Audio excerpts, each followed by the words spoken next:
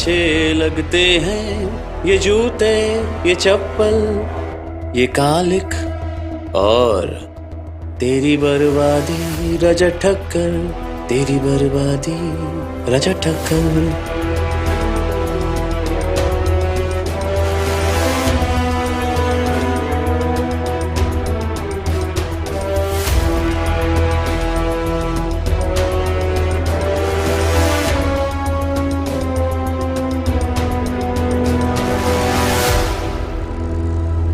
क्या बात है हर्ष, बड़े खुश नजर आ रहे हो। काश असलियत में हम रजत का मुंह ऐसे ही काला कर सके। समझो कर दिया। मतलब ये। और अभी सुनकर जिगर भी चौंकता है। आखिर ऐसा भी क्या कर दिया है अर्श ने इतनी आसानी से। तो अब कि जैसे ही तुमने मुझे लकी के लेटेस्ट कांड के बारे में बताया, मैं सीधा तापसी के घर पहुंच गया। बताइए आपको क्या कहना था। तापसी, इस दुनिया में ना दो तरीके के मर्द होते हैं, एक बुरे और दूसरे मेरे जैसे। लेकिन वैसे मर्द कुछ ज्यादा ही होते हैं जिनसे तुम्हारा पाला पड़ा है। जी मुझे पता है, रजत ठक्कर के भाई ने तुम्हें धोखा दिया। पहले तुम्हें प्रेग्नेंट कर दिया और अब तुमसे अपना पल्ला झाड़ रहा है। ऐसा ही हुआ है ना? लेकिन ये सब आपको कैसे पता? वो जरूरी नहीं है। जरूरी ये है कि मैं आज यहाँ तुम्हारी मदद करने आया हूँ। और आज जहां कानो कान अभी तक बात बाहर तो नहीं आई थी रजत के हिसाब से, वहीं अर्श गुजराल को ये खबर मिलते ही चलने चला नया दाव। मैं जानता हूँ उन ठक्कर्स ने तुम्हें कितनी तकलीफ दी है। पहले उनके दामाद ने तुम्हें मोलेस्ट किया, उसके बाद लकी ने तुम्हारी लाचारी का फायदा उठाया और अब सबसे बड़े बेटे ने तो हद ही कर दी,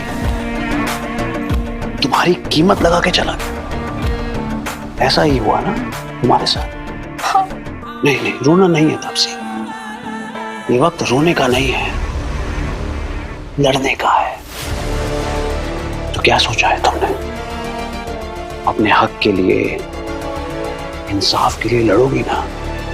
तुम्हें लड़ना होगा और इस लड़ाई में तुम अकेली नहीं हो, मैं हूं तुम्हारे साथ। ये ठक्कर्स के खिलाफ केस क्यों नहीं कर देती तुम? केस? लेकिन वो लोग तो बहुत अमीर हैं और मैं। वो पैसे वाले हैं तो क्या हुआ?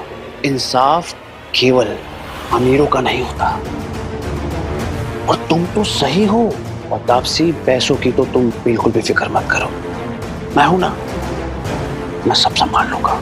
और आज जहां कानो कान किसी को नहीं पता, वहीं अर्श तापसी को देता है खास सुझाव। लेकिन इन सब में आप क्यों पढ़ रहे हैं? अच्छा सवाल किया तुमने। देखो तापसी, पहली बात तो मुझे ये चीज ही बहुत परेशान करती है जब कोई मर्द किसी औरत के साथ गलत करता है।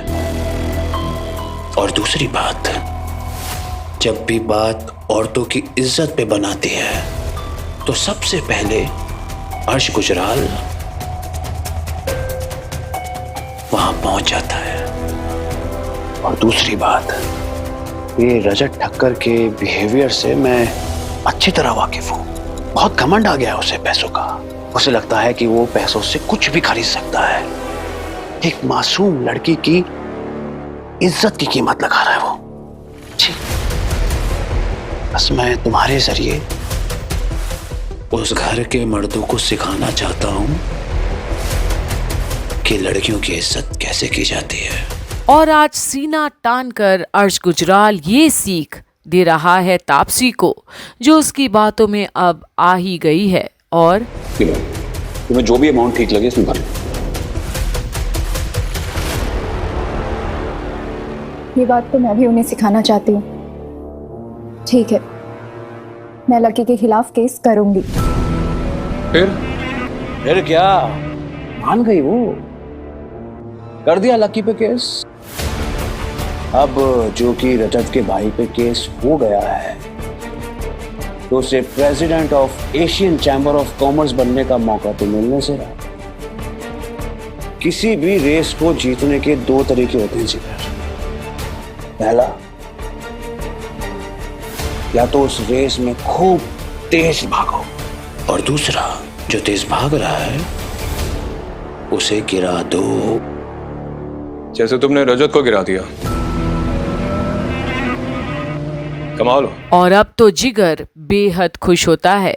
आज जो वो चाहता था अर्श ने कर दिखाया, बड़ी ही आसानी से। बर्बादी रजत और उसके परिवार का। कमाल हो हर्ष। वो तो मैं हूं। एक तीर से दो निशाने किए मैंने। रजत से अपना बदला भी ले रहा हूं और बिजनेस में उससे आगे भी बढ़ रहा हूं। हर्ष, मैं ना आपको बहुत बड़ा फैन हो गया हूं। मुझे लगता था कि मुझसे बड़ा कोई कमीना, स्मार्टनेस में मेरा कोई मुकाबला नहीं है, लेकिन आप तो मेरे भी गुरु निकले। मस्का मारना छोड़ो और जो मैं कह रहा हूं उसे गौर से सुनो। अस्थाना से मिलो, उसके कानों में जाके ये बात डालो कि रजत के भाई पर सेक्सुअल हैरेसमेंट का केस हुआ है, और फिर एक पेपर और बनाओ। और अब जो अर्श बोलने जा रहा है जिगर को, ये सुनकर क्या जिगर चौंकेगा? जिसमें लिखा होगा कि आशिका अपने 6 साल के लिव इन रिलेशनशिप के सारे हक छोड़ रही है,